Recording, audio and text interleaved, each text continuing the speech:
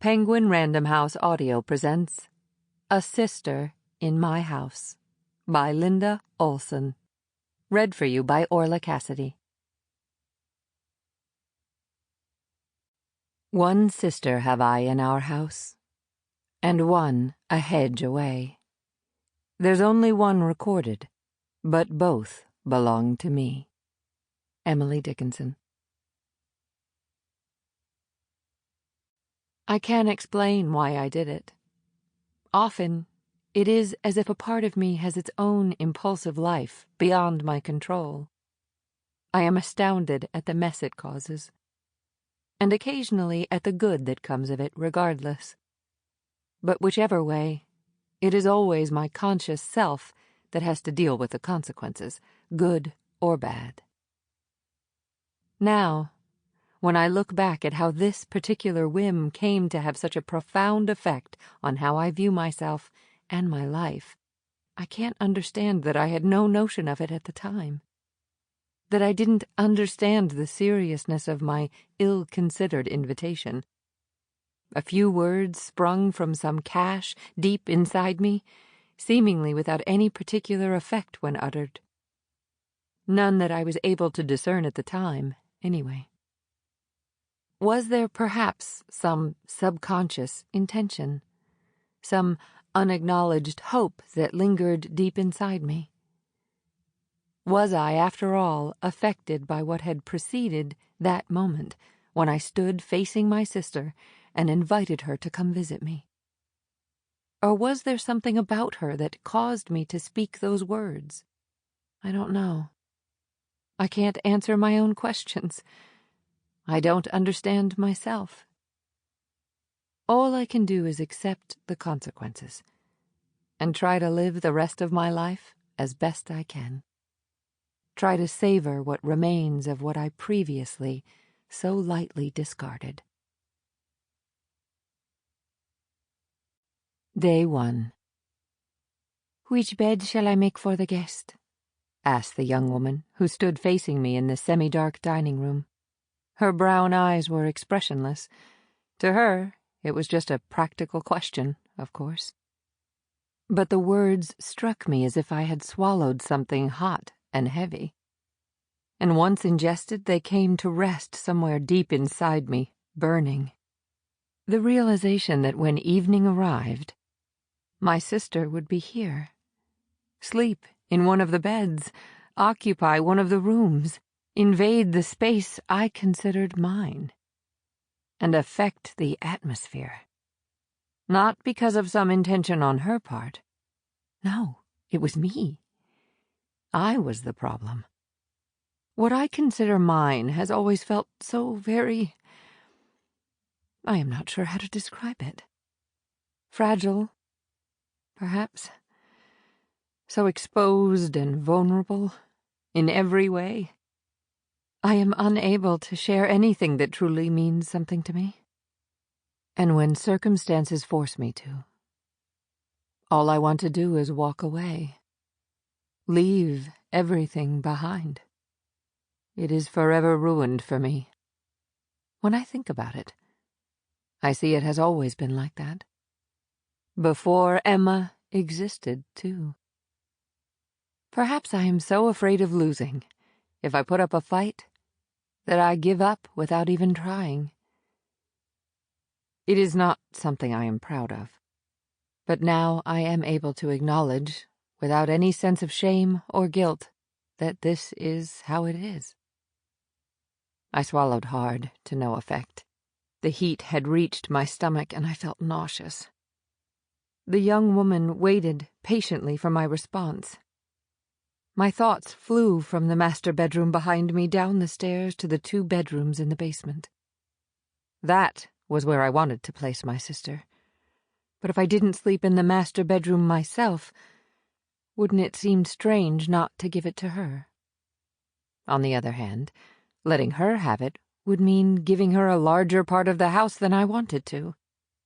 Not just because it was the largest room, but also because of its position on the entrance floor at the heart of the house. It would be like giving her access to more of my house than I liked to. It felt as if she were already here, and already affecting my relationship with the house. The nausea kept rising. "The first room downstairs, I think," I said to the girl, and she nodded and disappeared down the stairs. I slowly walked upstairs to the top floor. The space there was one room, a large, open area where indoors and outdoors was separated only by a glass wall with sliding doors. With the doors open, you would feel as if you were outside, and often small birds would come to visit. I spent most of my time up there. I slept on one of the hard sofas. I ate out on the terrace, unless it rained. And I worked there. It was a large house, and I really only occupied the top part of it.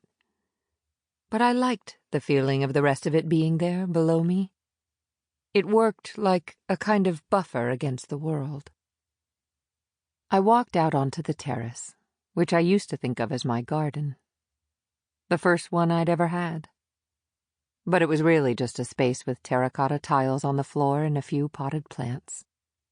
A lemon tree, a lime, a vine that grew slowly, supported by the stone wall, and a few red and pink geraniums.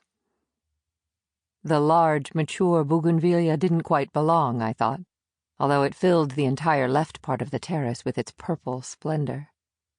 It had its roots beneath the flagstones in the street below, and I never considered it my responsibility. How it had grown to such height and width was a mystery.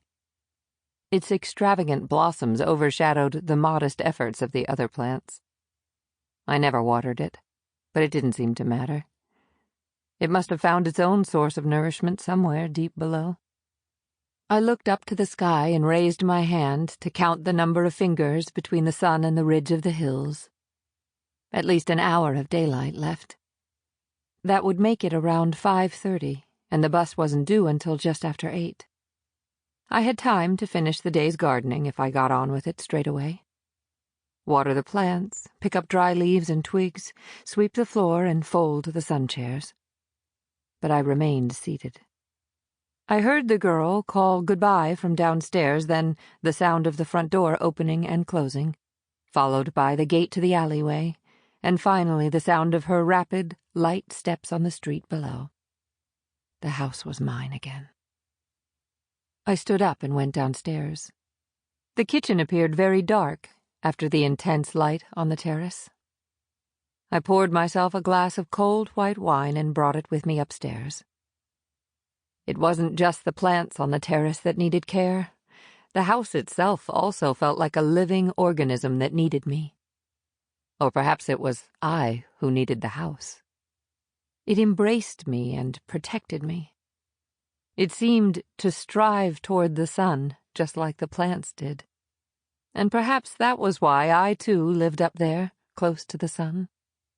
Far below where the bougainvillea had its roots were the bedrooms, always cool and in semi-darkness, even when I opened the shutters. The kitchen and dining room on the entrance floor also stayed cool, even in the summer. And I found this comforting somehow. It was hard to imagine what it would feel like in the winter. Ever since I'd first arrived, I'd slept with the curtains open.